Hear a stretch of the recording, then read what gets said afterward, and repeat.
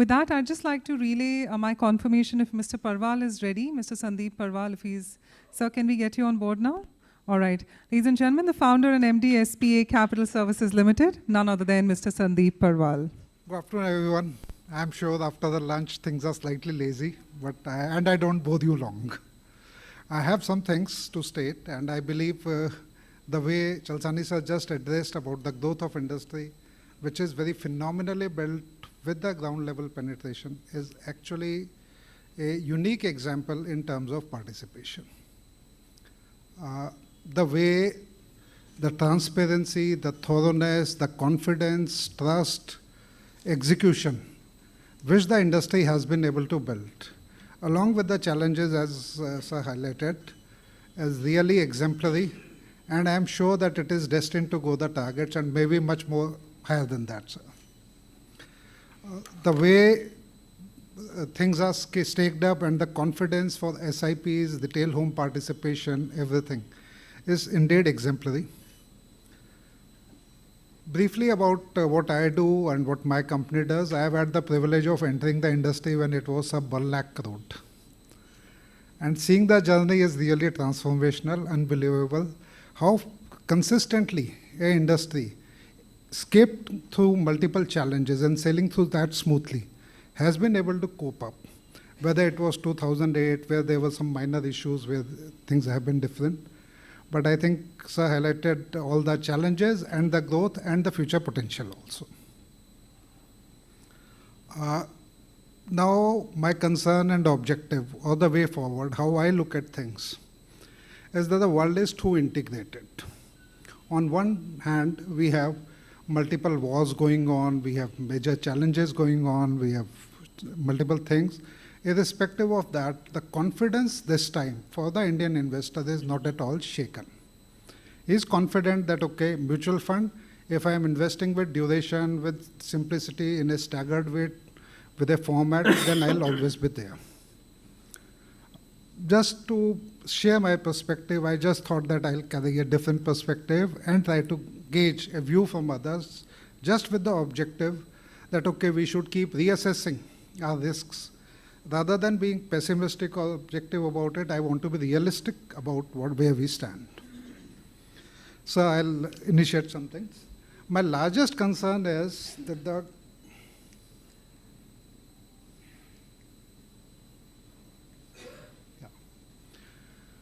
I am concerned about the global debt, the way it has been going. And the world is too integrated, India cannot be apart from the world. India is a major growing economy, is integrated.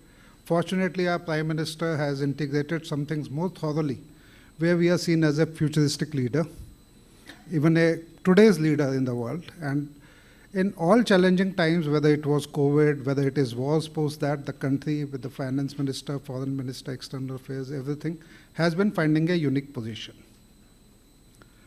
Will we have pains and challenges from what world suffers? And can we stand apart and on sidelines when the whole world is through storm?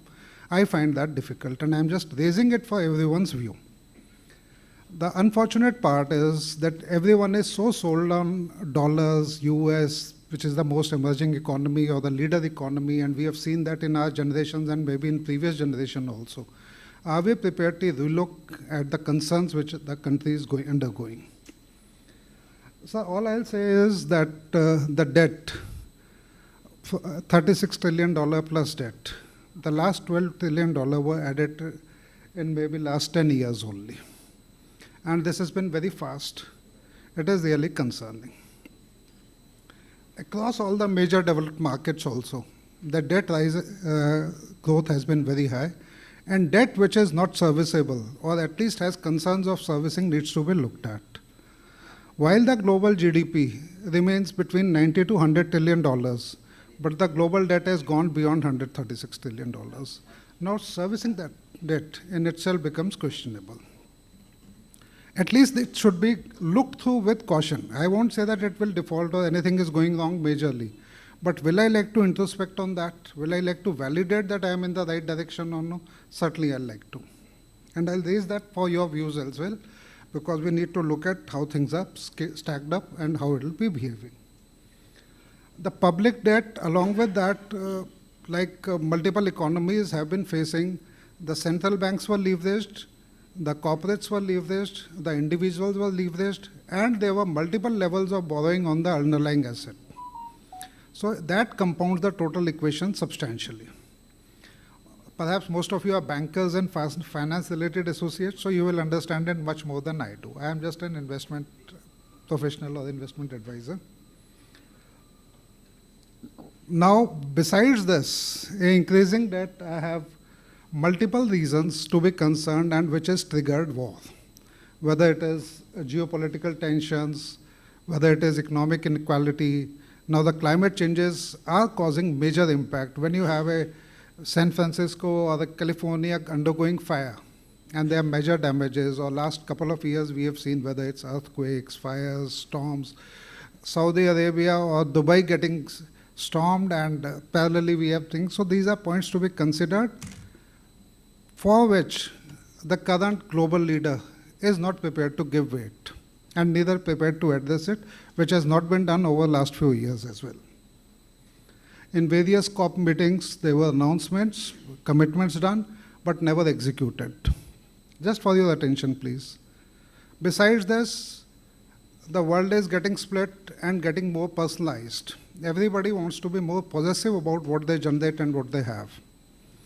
The integration of the world, where we were looking for the best, which was the foundation of capitalism, is not being done. We want to have restrictions and barriers. That is where the direction currently, over the last few weeks, I'm sure everyone would have seen that, is moving on. Having said that, there are economic slowdowns also. And besides other slowdowns, there are financial risks also. We are emerging from that. Ma'am, you can tell me how long do I have? I can speed it up accordingly. So there is I'm more of a history student than a finance student. The leadership, if it gets arrogant, it causes concern.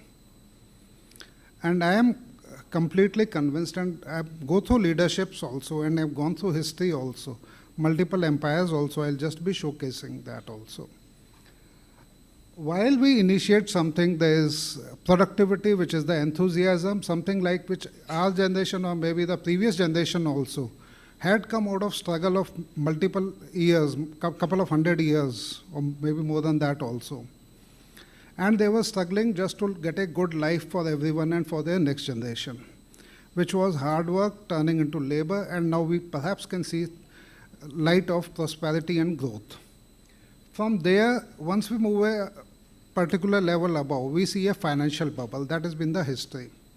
Because then that once you start getting affluent, then you start getting more arrogant and are not so conscious about what you generate and what you spend. From there, you can, once that leadership or growth gets to arrogance, then you start splurging your generative things. And once you are doing that, you move towards your journey for destruction. It has been a global cycle for a long period.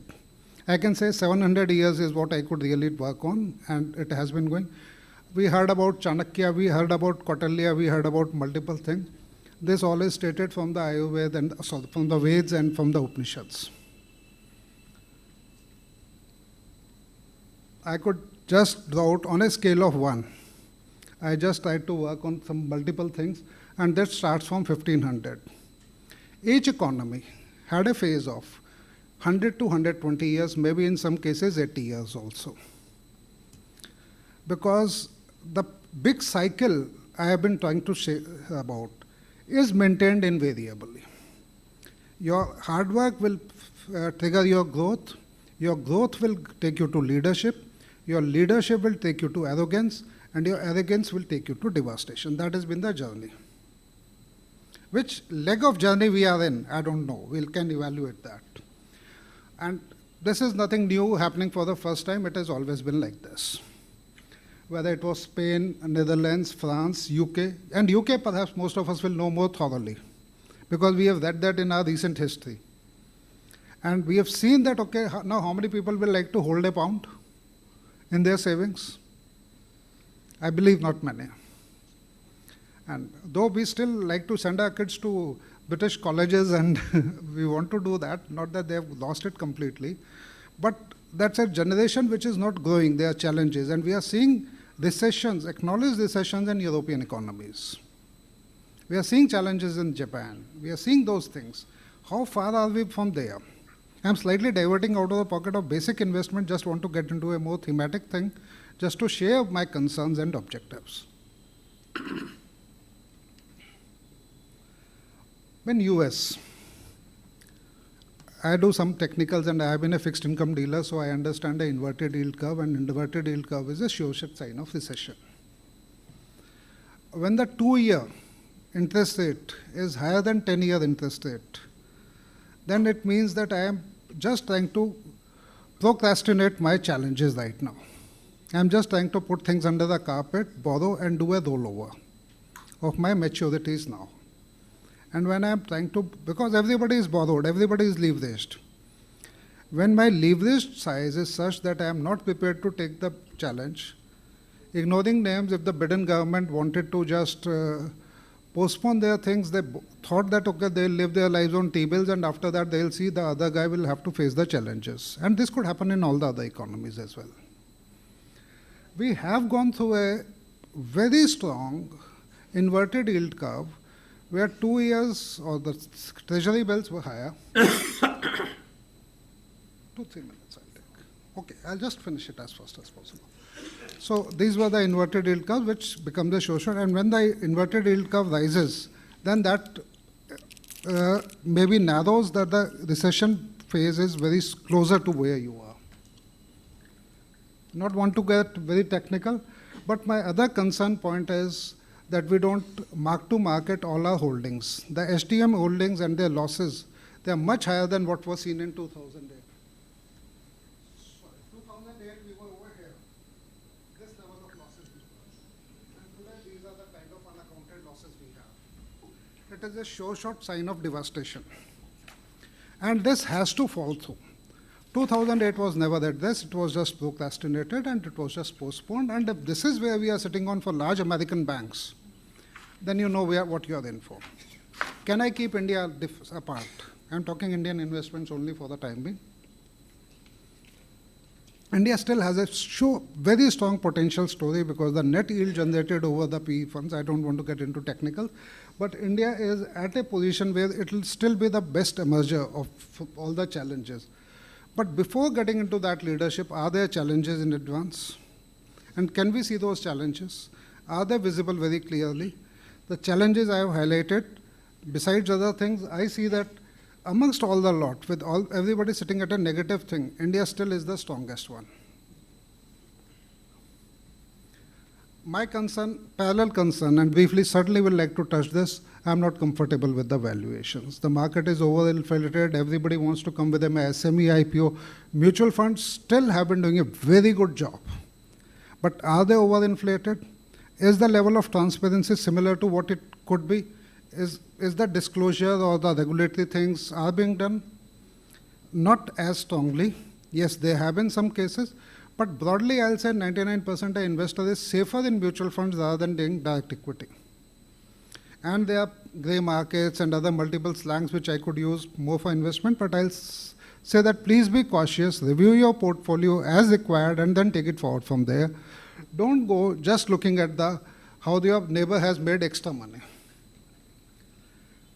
I am very confident of the India story. I believe India, I am patriot and I am financial guy also. I see that we are going in for a Viksit Bharat. While we are going in over their concerns, and better to reallocate your portfolio and say for wherever you see today. You leave me with that? Thank you so much, and I could share my thoughts, perhaps slightly out of the box. Will like your views one-on-one maybe.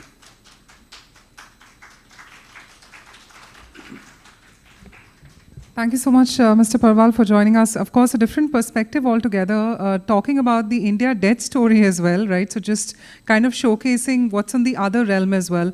I think it's good to have such thought-provoking leadership as on the forum. Let's give him a warm round of applause as we appreciate his time on the same.